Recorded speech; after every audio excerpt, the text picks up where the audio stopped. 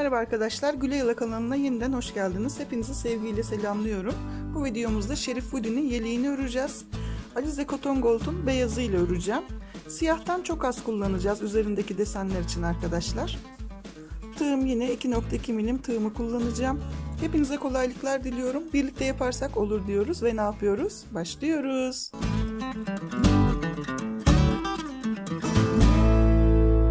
Şimdi arkadaşlar 51 tane zincir çekeceğim.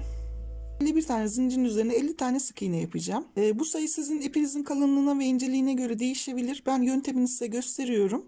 Bu göstermiş olduğum yönteme göre ipinizin kalınlığına ve inceliğine göre sayılarını siz tespit edebilirsiniz. Şimdi ben kendi ipimin kalınlığı ve örmüş olduğum tığımın inceliğine göre zincirlerimi çekiyorum. Şöyle 50 ve 51 tane çektim. Geriye dönüp tüm zincirlerimin üzerine sık iğnelerimi yapıyorum. Sıra sonuna kadar sık iğne yapacağım.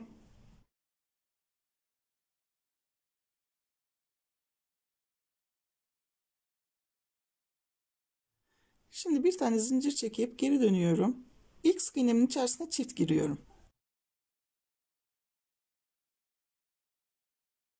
Şimdi şu sıranın sonuna kadar sık iğnelerimi yapacağım. Şu en son sık iğnede tekrar artıracağım. Oraya kadar tek tek tüm sık iğnelerimi örüyorum.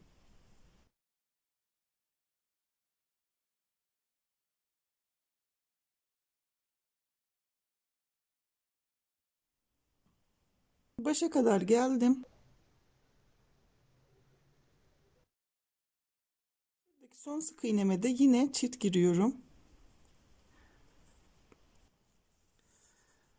Şöyle kenarlardan birer tane artırma yaptık. Şu anda 52 tane sık iğnem var arkadaşlar. Bir tane zincir çekip dönüp 52 tane sık iğnemin hepsini örüyorum. Sıra sonuna kadar bir sıra tüm sık iğnelerimizi örelim.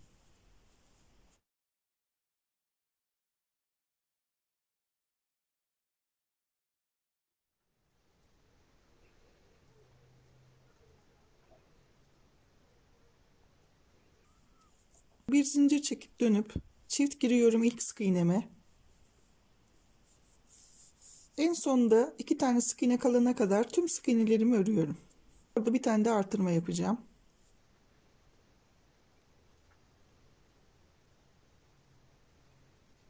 Son sık iğneme kadar ördüm. Burada tekrar en son sık iğnemde artırma yapıyorum.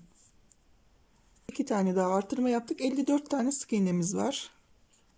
Geri dönüp bu 54 tane sık iğnemizi 3 sıra öreceğiz. Gidip döneceğiz. Tekrar gideceğiz. 3 sıra örmüş olacağız. 3 sırayı tamamlayalım. Ondan sonra birlikte devam edelim.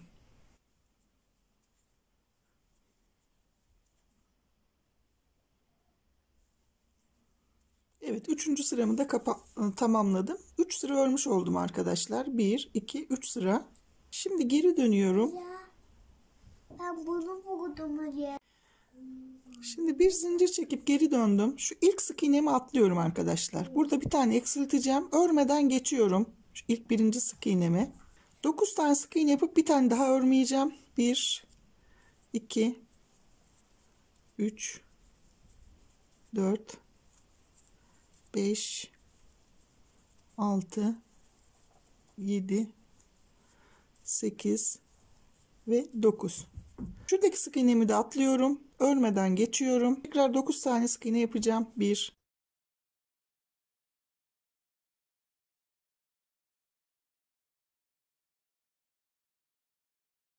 8 ve 9. Bir tane daha atlıyorum. Şu sık iğnemi örmeden geçip 11 tane sık iğne örüyorum. 1,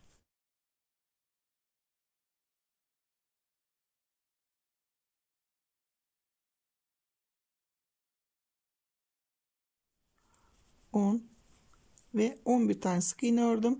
Bir tane daha atlıyorum arkadaşlar. Bu 4. kez azaltmam olacak. Örmeden geçtim. 9 tane sık iğne yapıyorum. 1,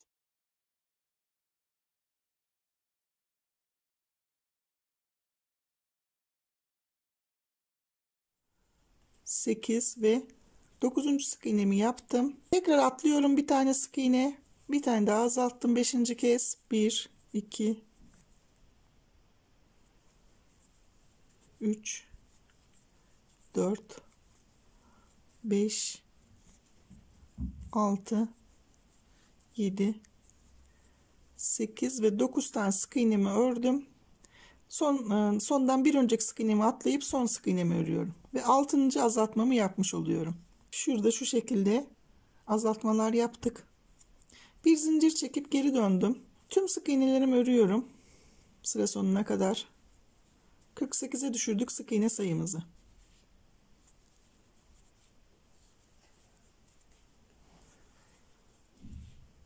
Bir sıra örelim sıra sonuna kadar.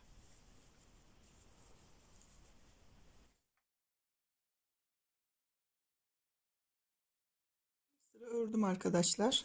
48 adet sık iğnem var. Dönüyorum, bir zincir yaptım. İlk sık iğnemi örmüyorum. Sondan 2 sık iğne kalana kadar tüm sık iğnelerimi örüyorum. 2 sık iğne kalana kadar örelim.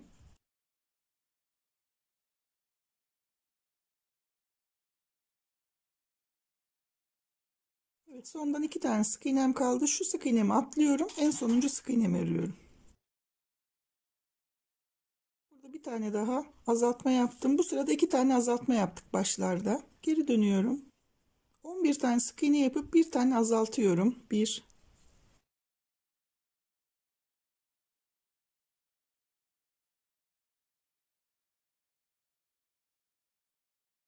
tane atlıyorum. Tekrar 11 sık iğne yapıp bir atlayacağım.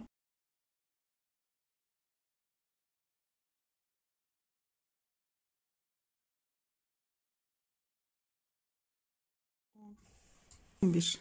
İkinci kez azaltmış oluyorum. 1 2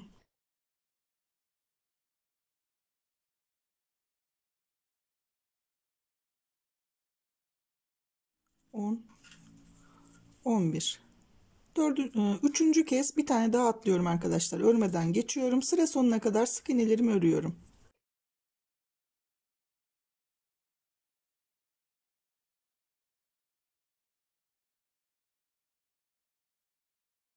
9 ve 10 tane sık iğne örüp sıramı tamamlamış oldum. 3 tane azaltma yaptım.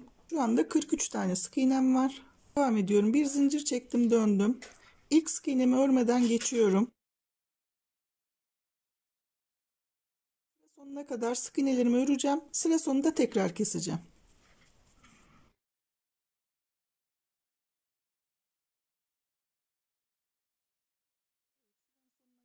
İki tane sık iğnem bıraktım. Şuradaki sık iğnemi atlıyorum. Son sık iğnemi örüyorum.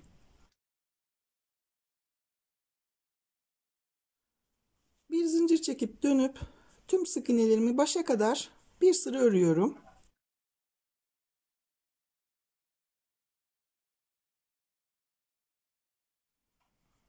Ve sıramı tamamladım arkadaşlar. Bir sıra örmüş oldum. Bir zincir çekip dönüyorum. Şuradan yine ilk sık iğnemi atlıyorum arkadaşlar. Örmeden geçiyorum. Diğer başa kadar tüm sık iğnelerimi örüp diğer başta tekrar keseceğim.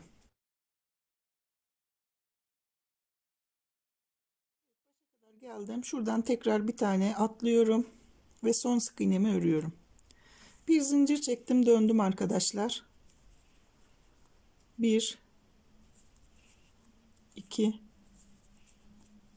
3 4 5 6 ve 7 tane sık iğne ördüm. Bir zincir çekip geri dönüyorum. 1 2 3 4 5 6 7 tane sık iğnemi tekrar ördüm. Bir tane zincir çekip döndüm. Şu ilk sık iğnemi atlıyorum. Bir tane azaltıyorum orada. 1 2 3 4 5 6 tane sık iğne ördüm. Zincir çekip dönüp 6 sık iğnemi örüyorum. 1 2 3 4 5 6 dedim. Bir zincir çektim, döndüm. İlk sık iğnemi yine atlıyorum.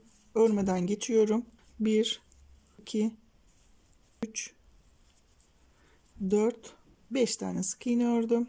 Bir zincir çektim, döndüm. 5 sık iğnemi örüyorum.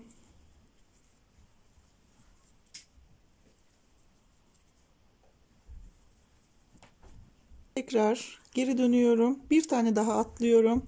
4 tane sık iğne örüyorum. 1, 2, 3 ve 4. Bir zincir çekip dönüp 4 sık iğnemi örüyorum. 1, 2, 3 ve 4. Bir zincir çekip dönüyorum. Yine ilk sık iğnemi atlayıp 3 tane sık iğne örüyorum. 1, 2, 3. Döndüm ve 3 sık iğnemi örüp bitiriyorum. Ve bitirdim arkadaşlar. 3 tane sık iğne bırakmış oldum. Diğer şu yan tarafımızı yapalım. Ondan sonra orta kısmını yapacağız. Şurada biliyorsunuz 7 tane sık iğne örmüştük. 1, 2, 3, 4, 5, 6, 7. sık iğnemin olduğu yere ipimi şöyle bağlıyorum. Ve ilk sık iğnemi aynı yere yapıyorum. 2, 3, 4, 5, 6 ve 7 tane sık iğnemi ördüm. Bir zincir çekip döndüm.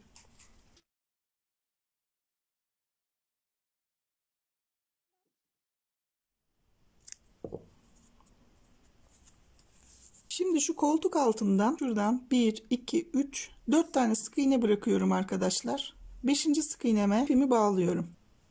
Ve ilk sık iğnemi aynı yere yapıyorum. Diğer koltuk altında şurada 4 tane sık iğne kalana kadar sık iğnelerimi örüyorum.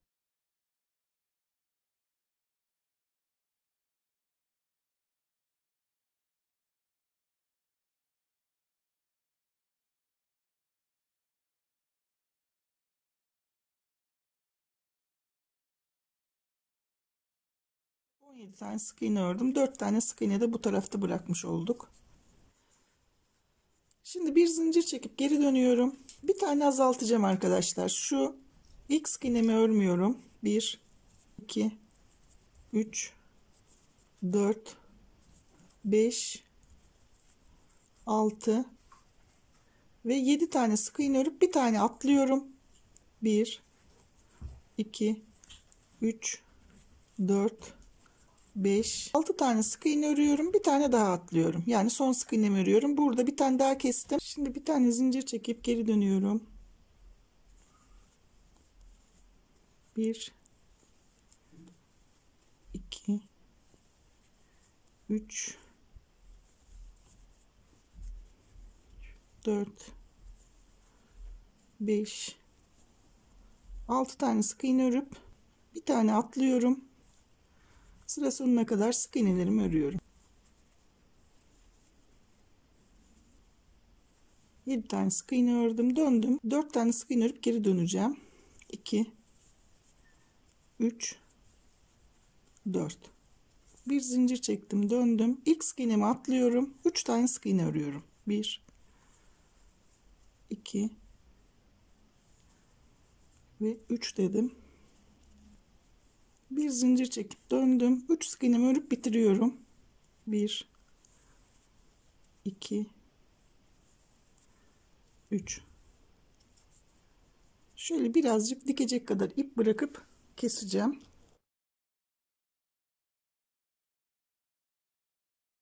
1, 2, 3, 4. sık iğneme ipimi bağlıyorum. Aynı yere girip tekrar sık iğnemi yaptım.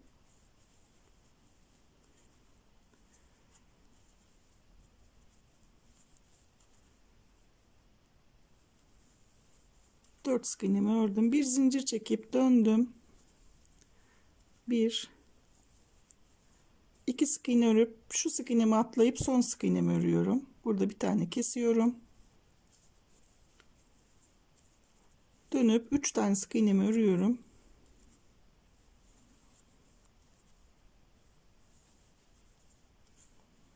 Arka tarafı da bitirmiş oldum. Yine burada da dikecek kadar az bir ip bıraktım. Şimdi şöyle yapıp şuradan omuzlarını dikelim. Şu şekilde 3 sık iğnelerimizi dikelim. Ondan sonra birlikte devam edelim. Şu Arkadan başlayarak kenarlarını bir sık iğne ile dolanacağım.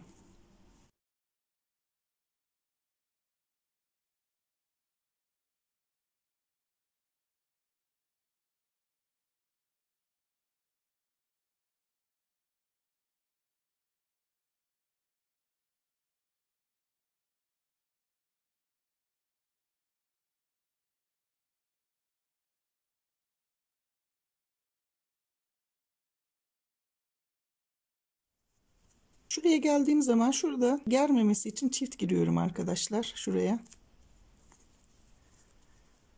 Bir de tam şu uç kısma çift gireceğim.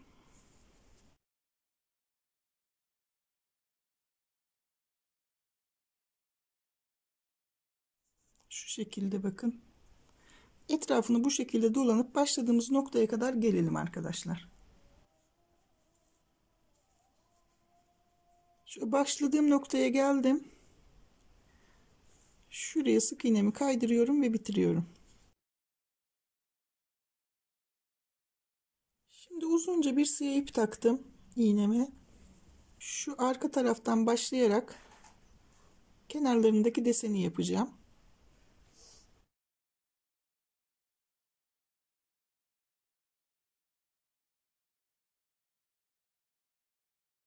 Şu şekilde arkadaşlar bir sık iğne atlayarak etrafını dolanıyorum.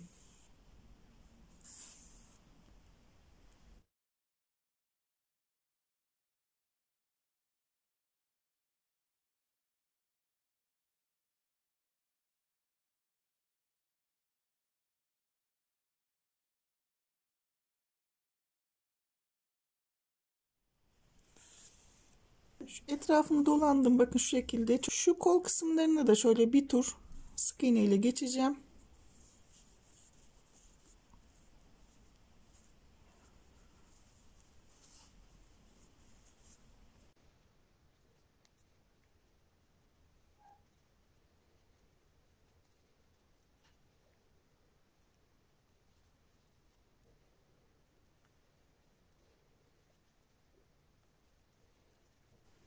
Bunu da bitirdim.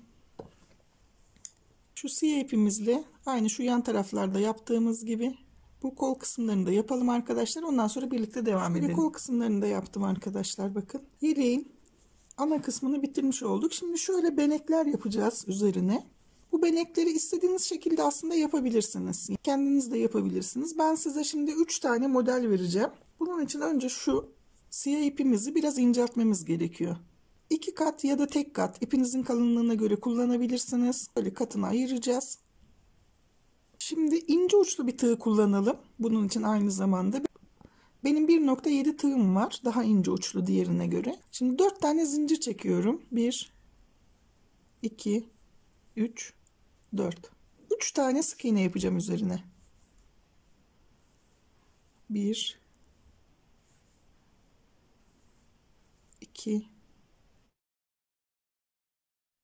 3. Şimdi 3 tane zincir çekiyorum. 1, 2, 3.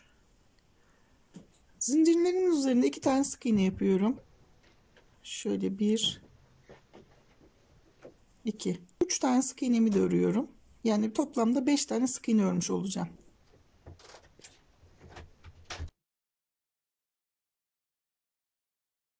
Şimdi siyah olduğu için göremiyor olabilirsiniz ama ben sayıları yazıyorum arkadaşlar. Tabii bu benim yaptığım, kafama göre yaptığım şeyler. Yani bunların sayılarını siz kendiniz de değiştirerek yapabilirsiniz. Önemli olan farklı küçük küçük motifler oluşturmak. Ben size örnek olsun diye şimdi 2-3 tane vereceğim. İsterseniz değiştirerek de yapabilirsiniz. 4 tane zincir çekiyorum. 3, 4. Geri dönüp yine ikinci zincirimden itibaren zincirimin üzerine 3 tane sık iğne yapıyorum. 1, 2, 3. Diğer 5 tane sık iğnemi de örüyorum.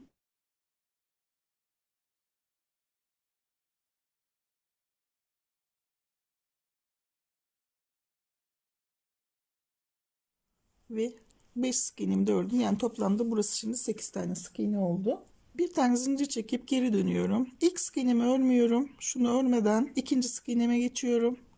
1, 2, 3 4 5 tane sık iğne ördüm. Bir zincir çektim, geri döndüm. Bir tane atlıyorum. Yine bir tanesini örmeden geçiyorum. 1 2 3 tane sık iğne yaptım. Bir zincir çekip dönüp ilk sık iğnemi örmeden bir tane sık iğne yapıp bitiriyorum. Simetrileri olmayan şöyle şekiller oluşturmuş oluyoruz. Bunları daha sonra onun üzerine dikeceğiz. Şöyle dikecek kadar az bir ip bırakalım. Şu şekilde. Mesela ilk şeklim bu. 10 tane zincir çekiyorum. Geri dönüp 9 tane sık iğne yapıyorum.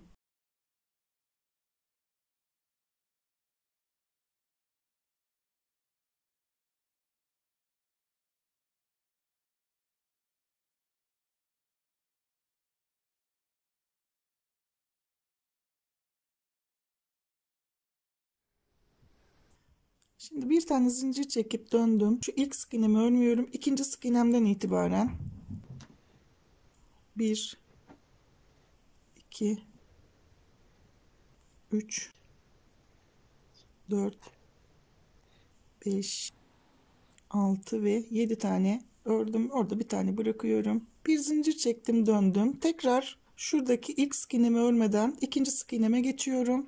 1 2 3 4 ve 5 tane ördüm. Bir zincir çekip döndüm. Bir tane yine atlıyorum. İlk sık iğnemi örmeden geçiyorum. Şöyle 1 2 3 4 tane sık iğne yapıp bir kez daha geri dönüp şu ilk sık iğnemi örmeden geçiyorum. 1 2 tane sık iğne yapıp bırakıyorum. Bir tane de böyle bir motifim oldu. Bir motif daha yapalım. 3 tane motifimiz olsun arkadaşlar. Yapmış olduğumuz motiflerden 3'er tane falan yapabilirsiniz. Ya da kendi kafanıza göre dediğim gibi motifler oluşturabilirsiniz. 5 tane zincir çekiyorum. 1, 2, 3, 4, 5. Geri dönüp 4 tane sık iğne yapıyorum.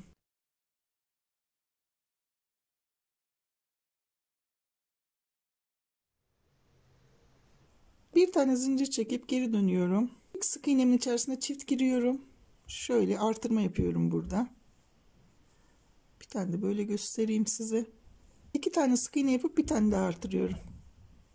1 2 tane sık iğne yaptım. Bir tane çift yapıyorum şu son sık iğnemin olduğu yere. Geri dönüyorum. 6 tane sık iğnem var. Onları örüyorum.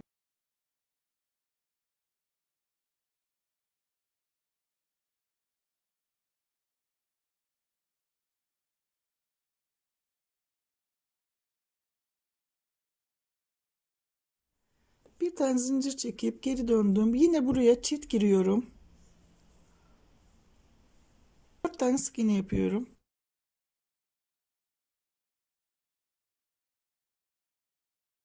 Geri dönüp 5 tane sık iğnemi örüyorum.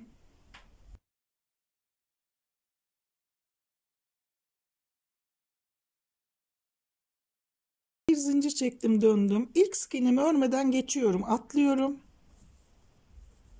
1 2 3 tane ördüm sık iğne. Tekrar geri dönüp ilk sık iğnemi atlayıp 2 tane sık iğne örüp bunu da bitiriyorum. Şöyle bir şekil oldu. Bundan da şöyle 3 tane yaptım. Aynı şekli 2-3 tane yaptıktan sonra bunları dikerken kimini böyle, kimini dik, kimini daha ters yaptığımız zaman farklı şekiller oluşuyor. Yani çok fazla motif çıkarmanıza gerek yok. 3-4 tane motifi birkaç tane fazla örerek yapabilirsiniz.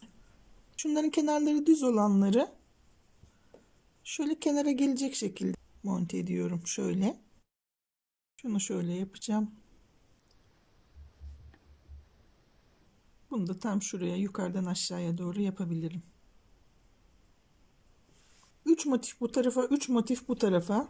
Mesela şurada aşağıda kullandığım şu motif bunun aynısı. Bunu bu sefer çevirerek şurada kenarda kullanacağım. Mesela şu ortadakini tam şu uca koyabilirim. Diğer küçük parçayı şöyle yana doğru alarak yapabilirim. Şimdi ben size bir tanesinin dikimini göstereceğim. Geri kalanlarını siz istediğiniz şekilde yerleştirerek yapabilirsiniz. Bunu şuraya şöyle monte edeceğim. Şimdi şu sivri kısmını uzatmak istiyorum. Orayı yaparken şöyle geçiriyorum, bakın iğneyi. Şöyle altından geçirip onu orada bir uzantı olarak gösteriyorum. Şimdi şöyle normal dikeceğim.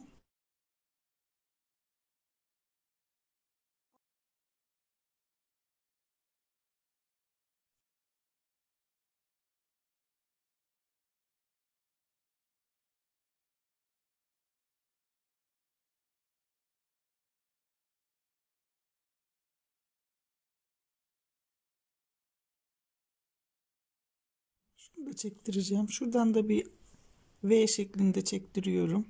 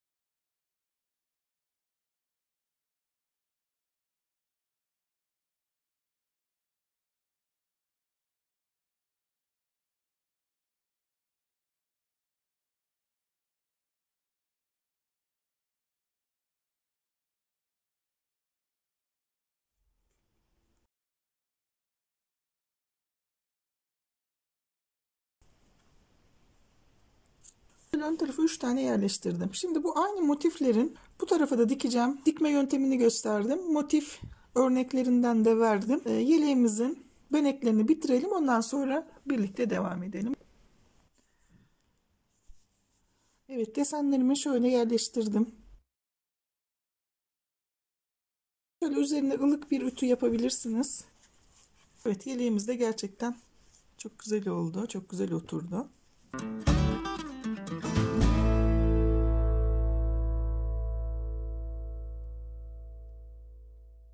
Zincir çekiyorum. Bu ipinizin inceliğine ve kalınlığına göre sayı değişebilir. 3 aşağı 5 yukarı ben yöntem göstereceğim size. İpinize göre boynunu ölçerek yapabilirsiniz arkadaşlar. Şöyle zincirimizi çekiyoruz.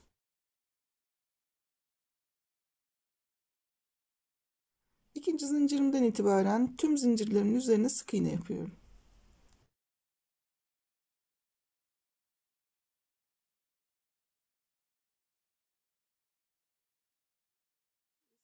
Yaptım.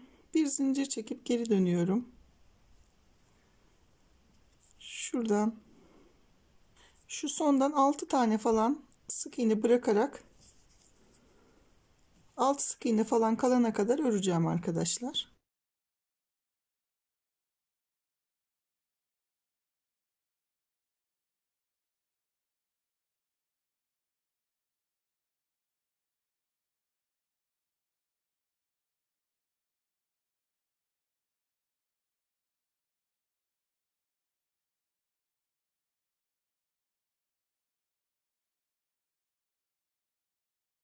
Şurada 6 tane sık iğne bıraktım. Yani şu arka tarafında dolanacak olan yer 5-6 tane bırakmanız yeterli. Bir zincir çekip geri dönüyorum.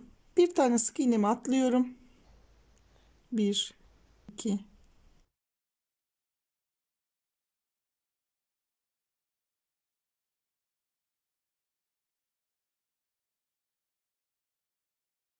11 11 tane sık iğne ördüm. Yani şurası eşit kalsın diye burada da 6 tane şöyle bırakmış oldum. Bir zincir çektim, geri dönüyorum. Buradan da bir tane sık iğnemi atlıyorum ilk baştaki.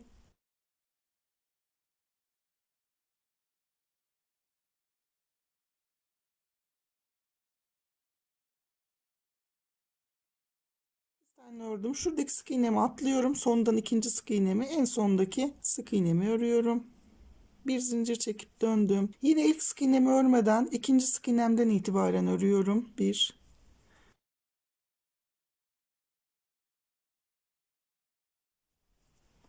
6 tane ördüm. Şu sık iğnemi atlıyorum. En sondaki sık iğnemi örüyorum. Bir zincir çekip dönüp ilk baştaki sık iğnemi örmeden diğer sık iğneye geçiyorum yine. 4 tane ördüm. Şuradan bir tane daha atlayıp son sık iğnemi örüyorum. Aynı şekilde devam ediyorum. İlk sık iğnemi atladım. 2 tane ördüm. Son sık iğnemi örüyorum. Bir tane daha atlıyorum. Zincirimi yapıp döndüm. İlk sık iğnemi atladım. Şuradan 2 sık iğnemi örüp bitirdim. Yani şöyle üçgen bir şekil vermek için yaptım arkadaşlar. Şöyle az bir sarı ip taktım. Şuraya birkaç tane küçük desen gibi yapacağım arkadaşlar.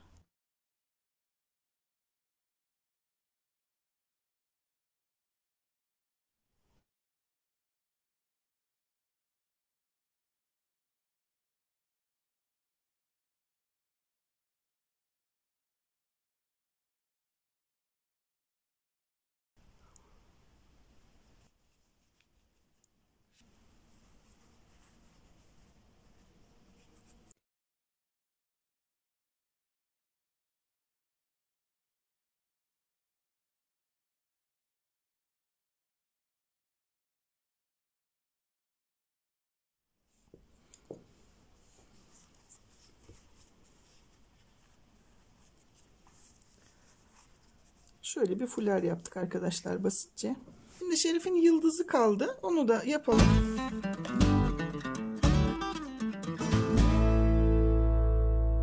Eksik parçamız kalmamış olsun. Çizmede kullandığım hardal sarısı rengimle yapacağım. Şimdi sihirli halka yapıyorum. 5 tane sık iğne yapıyorum içine. 1 2 3 4 5. İlk sık iğnemin olduğu yere kaydırarak birleştirdim arkadaşlar. Her bir sık iğnenin içerisine çift giriyorum. Sık iğne sayımı 10'a çıkartacağım.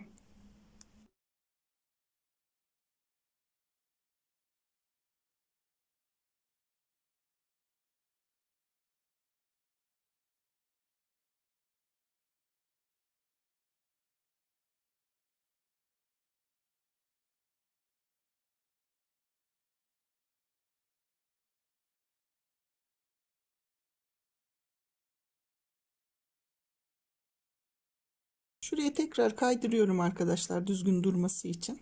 10 tane sık iğnemiz var şu anda. 1 2 3 tane zincir çekiyorum. Geriye dönüp ikinci zincirimin içerisine ilmeğimi kaydırıyorum. Şöyle kaydırdım. Bir tane sık iğne yapıyorum. Bir tane sık iğne atlayıp ikinci sık iğneye kaydırarak birleştirdim. Tekrar 1 2 3 tane zincir çektim. İkinci zincirime önce kaydırdım ilmeğimi. Bir tane sık iğne yaptım. Bir sık iğne atlıyorum. İkinci sık iğnenin olduğu yere kaydırarak birleştiriyorum. Tekrar 1 2 3 tane zincir yaptım. İkinci zincirime kaydırdım. Kalan zincirimin üzerine de bir tane sık iğne yaptım. Bir ikinci sık iğneme kaydırarak birleştirdim. Bu şekilde yıldızlarımızı oluşturacağız. 5 tane yapacağız bundan.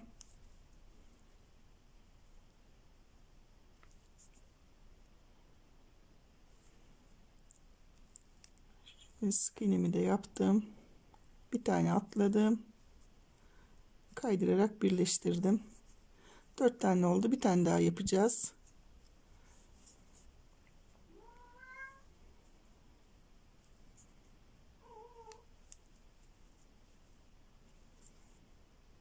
Şuraya şöyle kaydırdım ve bitirdim arkadaşlar. Yıldızımı bu şekilde yaptım.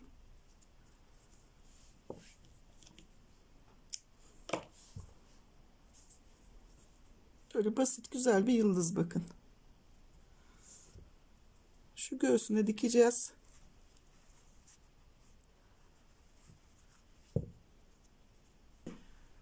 Şöyle katını inceltip kahverengi ipimi iğneye geçirdim.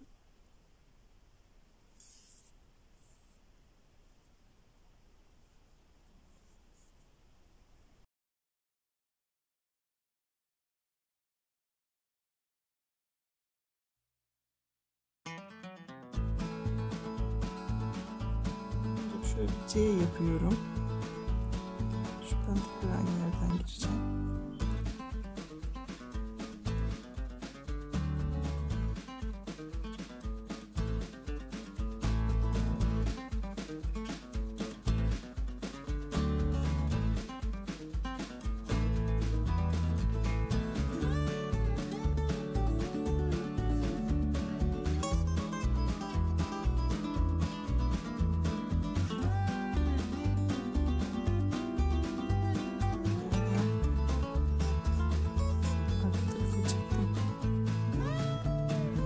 Şöyle bir S yaptım, yani Şerif'in S'si.